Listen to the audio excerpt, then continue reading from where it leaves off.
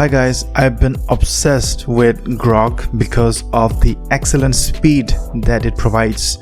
Now just yesterday, Groq has dropped a new version of Meta's Llama 3 8 billion with an 8K context length that is now running at about 1250 tokens per second per user on the LPO inference engine in Groq Chat and Groq Cloud.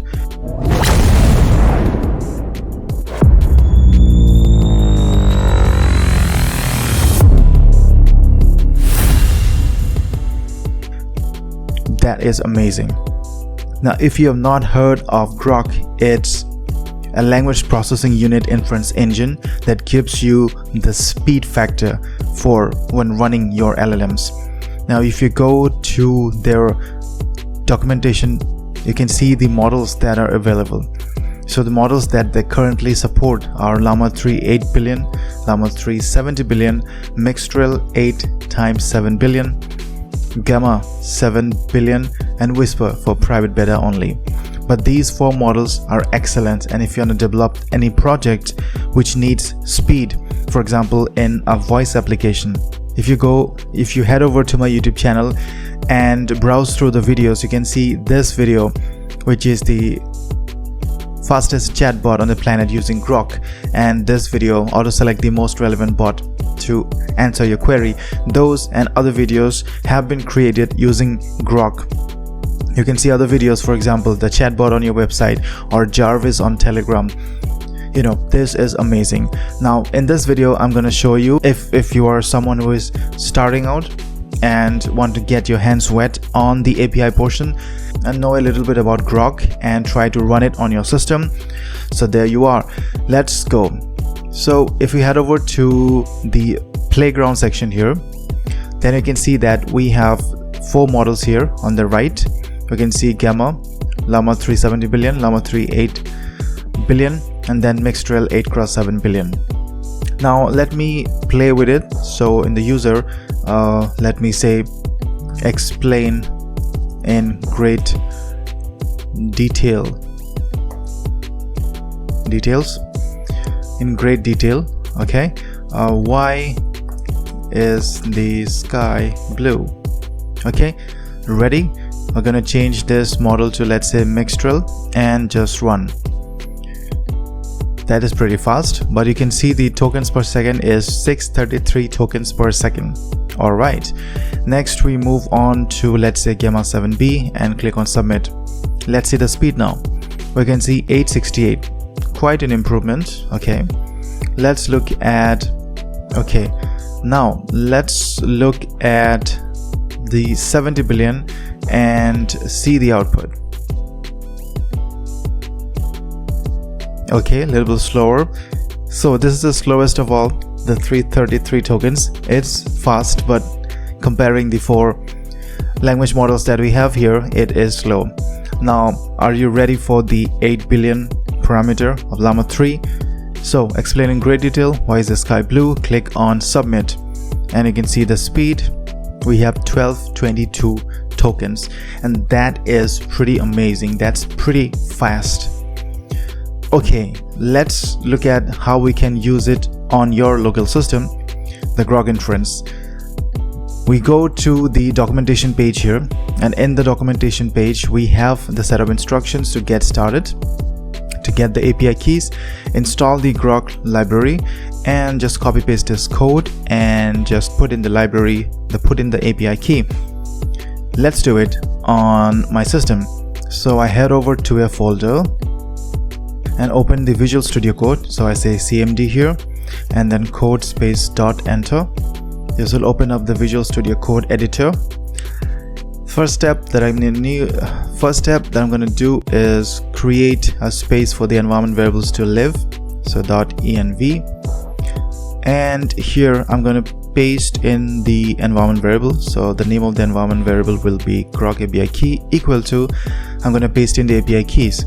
So we can go to the API keys here, create an API key, put in some name, click on submit, copy the API key and paste it back here. So that's done for the environment variables. We need to install some things, so these are requirements. You'll stay on the requirements file, so requirements.txt. In the requirements we just need one thing, which is Groq. Okay, and then we are going to start up or write up a new Python file, app.py. Here we are going to paste in everything that we see here. So what we do here, we import the OS, we import Groq from Groq, and then we take in the Groq API key, and then we just run the chat completion. We put in the role as a user and the context is this, and we'll get the answer after we get the completion. It's sort of a dictionary and a list, so we extract that message, that content that we want, and we print it.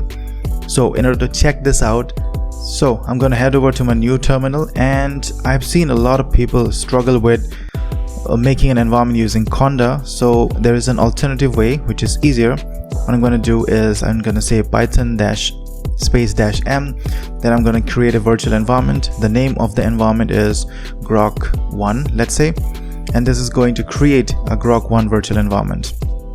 Now what I'm going to do is, alright, once the environment is created, we are going to go inside this environment. So we are going to go inside Groq, then the scripts here, and then we need to activate that. Okay, so here I'm going to go to //Groq1, and then I'm going to go to the scripts. Okay, and then I'm going to go to activate. So just press enter, and you can see this, we are inside the Groq1 environment. So you can get rid of the conda environment if that's difficult on your part. Now what you can do is install the requirements that we have set. So the requirements are inside the requirements file. So what you can do is pip install -r requirements.txt. So we can see that this is getting installed, just one installation, Groq, but it has so many different libraries that it fetch with the correct versions, and therefore it will make it easier. Just installing Groq, it's enough to get you started. So we have installed Groq. Let me clear this, CLS.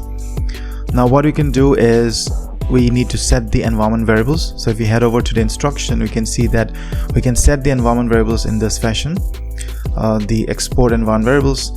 But in this case, we are going to, actually we did not create the environment variables here. If we want to create an environment variable separately, we need to use the python.env library, but in this case I'm gonna just set this up. So set the environment variables name to the key here. Okay, so that is done. Clear this, and next we go to the app here. Okay, one more thing, I think this should work. Let's do this. So I'll say python app.py and just wait. Explain the importance of fast language models. We can see the output, that is pretty fast. Another one, why is the sky blue? Okay, why is the sky blue? Just save this and let's head back. Let's run this, and you can see the speed. We've already seen it's pretty fast. Which model are we using? Are using this model that we want, that is a pretty fast model. Now in this fashion you can get started in an instant using Groq. You can put this in your projects and use it in applications that require faster output, for example in the voice or in the customer care chatbots. Now if you head over to the documentation, you can see a host of different examples that we have here based on Groq. For example, conversation chatbot, DuckDB RAG, Crew AI machine learning assistants, presidential speech RAG, Llama 3 function calling with LangChain. Basically whatever, most of the things are available here. The showcase applications, you can see these applications which has been made using Groq, and that is pretty amazing. It has different integrations with the Groq libraries, the Versal AI, SDK, LangChain, Llama Index, and if you look at the code, this is an OpenAI compatible code. It is the same structure that OpenAI uses, and it's pretty easy to get started. So I hope you like this video. Please watch the next video in this series. If you have any doubts, please shoot them in the comment section. I will be happy to respond. Basically, I'm free nowadays. Thank you and have a nice day. Watch this next video.